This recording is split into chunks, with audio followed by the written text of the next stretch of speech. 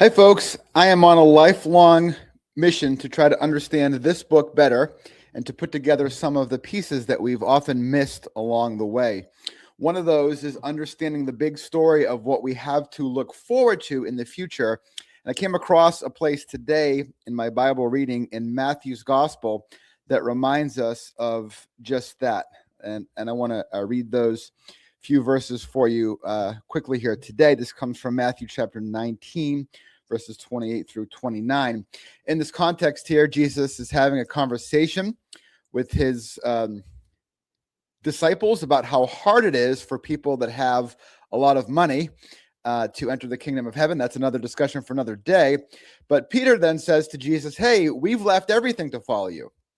And in response, Jesus says this: "Truly I tell you, at the renewal of all things, when the Son of Man sits on his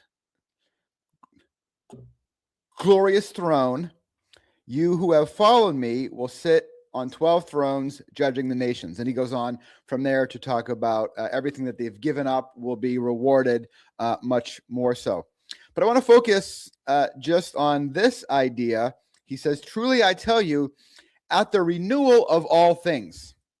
And most different English translations will have something similar to that. So what's going on there, and what does that have to do with what we typically think about as being the future that's in store for us? I love that phrase, that translation of this one word, really, the renewal of all things.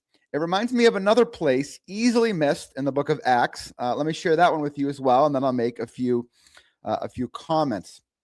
In Acts chapter 3, this is Peter sharing with the crowd after there's a man that's healed, and he's talking about Jesus and all the things that are going to have to happen with what Jesus has done and what's going to happen with him.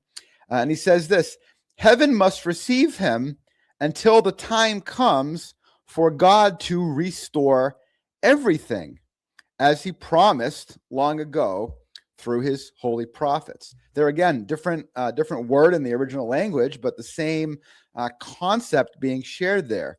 The time that's to become for God to restore all things. This idea of restoration of God's creation, renewal of it, what the book of Revelation will call a new heavens and a new earth, is the direction, the end goal of the biblical story. And it's important that we're reminded of that. Why? Because you ask most Christians, we'll say, well, what are we looking forward to? We're looking forward to going to heaven when we die. And that's a piece of the story, but that's not the culmination of the story. The culmination of the story is the restoration of all things. Why does that matter? It matters for us in the way that we live our lives, because it shapes the purpose that we have for this life. If our only purpose is to go somewhere else, we're often told then we just kind of hang on, or that our goal in life is to get more people to go there with us. And again, those pieces fit in, but there's more than that. The life that we're called to live right now is a life that we're intended, that God placed us here for, but it's a life that we will ultimately live on for eternity once we are transformed, once God's kingdom comes in its fullness, once, as these scriptures say, God restores everything. When that time comes, that's the culmination of our hope that I want to challenge you to think more deeply about. I'll talk to you again soon. Bye.